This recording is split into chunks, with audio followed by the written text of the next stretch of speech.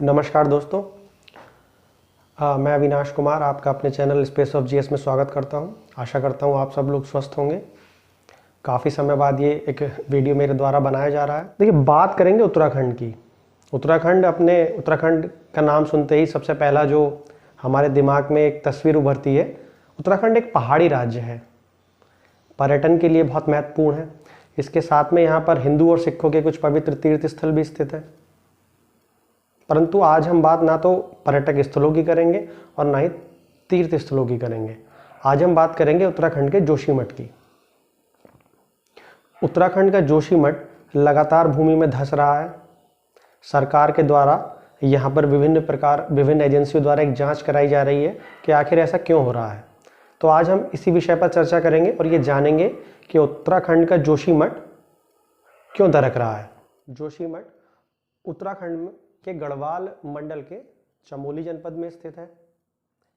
जोशीमठ में ही आदि गुरु शंकराचार्य को ज्ञान प्राप्त हुआ था तथा देश में विभिन्न 3 मठों की स्थापना करने से पहले प्रथम मठ की स्थापना आदि गुरु शंकराचार्य ने जोशीमठ में ही की थी। इसके साथ में ठंड के मौसम में भगवान बद्रीनाथ की जो गद्दी है वो भी यहीं जोशीमठ में स्थापित हो जाती है, क्योंकि ठंड के मौसम में भगवान बद्रीनाथ के जो कपाट हैं वो बंद कर दिए जाते हैं क्योंकि भयंकर बर्फ गिरती है।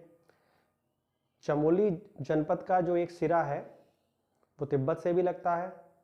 यहाँ पर अलकनंदा नदी भी बहती है। तो ये चमोली डिस्ट्रिक्ट और जोशीमठ की कुछ सामान्य जानकारी थी। अब बात करेंगे कि यहाँ पर भूमि धसाव की मुख्य वजह क्या है। देखिए, आप सबको पता होगा क्योंकि चमोली की जो सीमा है वो तिब्बत से लगती है और भारत और चीन के बीच 1962 में एक युद्ध हुआ था। इस युद्ध के बाद भारतीय पक्ष ने यह जाना कि जो भारत का पहाड़ों पर जो संचार है वो बहुत ही कमजोर है। इसकी वजह से उत्तराखंड में खासकर तिब्बत से लगती सीमा पर सड़कों का विकास होना शुरू हुआ। इसके साथ में जोशीमठ और बद्रीनाथ, ये जो पूरा क्षेत्र है ये धार्मिक रूप से भी काफ़ी सक्रिय है, इसलिए यहाँ पर लोगों की बसावट बढ़ने के साथ साथ यहाँ पर विभिन्न मकान और होटल बने, जो कि 5 से 7 मंजिला होटल हैं जो यहाँ पर स्थित है। ऐसा नहीं है कि जोशीमठ में धंसाव की खबरें पहली बार आई है। 1976 में तत्कालीन गढ़वाल के कमिश्नर MC मिश्रा की अध्यक्षता में एक कमेटी का गठन हुआ था। उस कमेटी की रिपोर्ट में भी ये कहा गया है कि जोशीमठ धंस रहा है।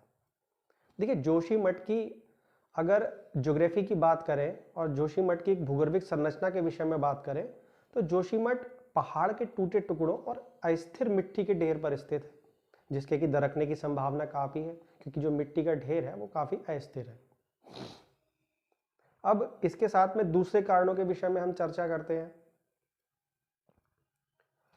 आपको याद होगा 2021 में उत्तराखंड के चमोली जनपद में NTPC के प्लांट में काफ़ी तबाही हुई थी क्योंकि ये ग्लेशियर टूटा था। विष्णुगढ़ तपोवन परियोजना है जिसके लिए संपूर्ण क्षेत्र में टनल का विकास किया जा रहा है। अब ये टनल बनाने के लिए यहाँ पर विस्फोट किए गए हैं। तो उत्तराखंड के लोगों का ये भी कहना है कि इस विस्फोटों की वजह से भी धरती धंस रही है। इसके साथ साथ अलकनंदा और धौली गंगा नदियाँ भी इस क्षेत्र का लगातार कटाव करती रहती हैं। शहर में एक बेहतर ड्रेनेज सिस्टम का भी अभाव है, जिसके अभाव में जो पानी है, जो बरसात का पानी है, वो बहने के बाद इसकी नींव में ही चला जाता है। 2001 में उत्तराखंड स्पेस रिसर्च सेंटर के जो वैज्ञानिक हैं MPS विस्ट और पीयूष रौतेला ने ये बताया था कि जोशीमठ यानी कि चमोली सेंट्रल हिमालयन और भूकंप जोन में स्थित है। अब सवाल है कि इतना सब होने के पश्चात प्रशासन क्या कर रहा है। देखिए, प्रशासन ने यहाँ पर स्थित 682 मकानों को असुरक्षित घोषित कर दिया है। 82 परिवारों को सुरक्षित जगह पर पहुँचा दिया है। इसके साथ साथ प्रधानमंत्री के मुख्य सचिव श्री PK मिश्रा ने विशेष मीटिंग भी आयोजित की है।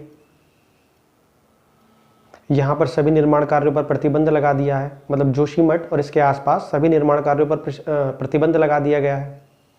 इसके साथ में उत्तराखंड की पुष्करधामी सरकार ने प्रति परिवार प्रति माह 5,000 के मुआवजे की घोषणा भी की है। हालांकि लोगों का कहना है कि ये मुआवजा पर्याप्त नहीं है। जोशीमठ बचाओ संघर्ष समिति के संयोजक अतुल सती से जब कुछ न्यूज़ चैनलों ने बात की तो उनके द्वारा कहा गया कि हमने पहले ही कहा था कि जो एनटीपीसी का प्रोजेक्ट है इससे जोशीमठ को काफ़ी नुकसान होगा, परंतु हमारी बात नहीं सुनी गई। उसका नतीजा आज सबके सामने है। तो आशा करता हूं कि इस वीडियो में आपको काफ़ी बातों के विषय में पता चला होगा जो कि जोशीमठ से संबंधित है। अब मेरा क्या पॉइंट ऑफ व्यू है जोशीमठ वाले इस केस पर। क्या विकास जरूरी नहीं है, या क्या पर्यावरण विनाश की शर्त पर विकास होना चाहिए? क्या बिना विकास के मनुष्य रह सकता है? क्या बढ़ती आबादी को फीड करने के लिए तथा देश की सुरक्षा के लिए विकास आवश्यक है कि नहीं? देखिए, विकास एक सतत प्रक्रिया है। मनुष्य पृथ्वी का सबसे समझदार प्राणी है।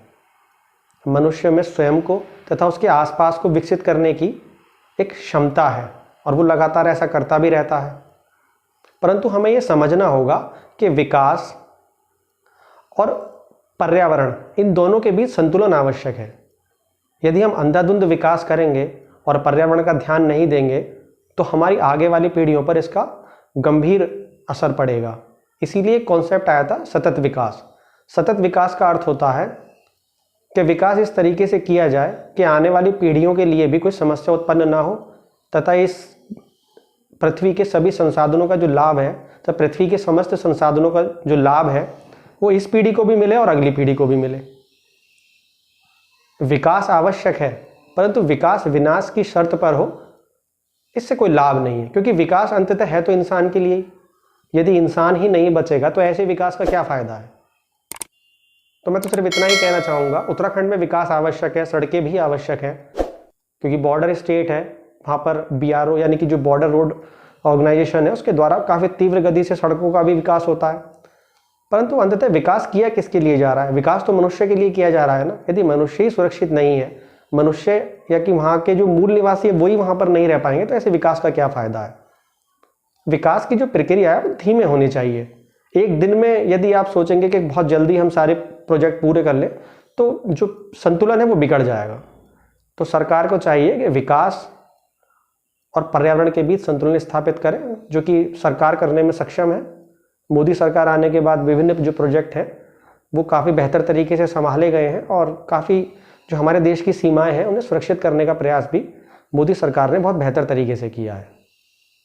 आज के लिए इतना ही। नेक्स्ट वीडियो भी मैं ऐसे ही जनरल टॉपिक पर बनाता रहूँगा। अगर आपको ये टॉपिक पसंद आया हो, वीडियो पसंद आया हो, तो मेरे चैनल को लाइक और सब्सक्राइब करें। धन्यवाद।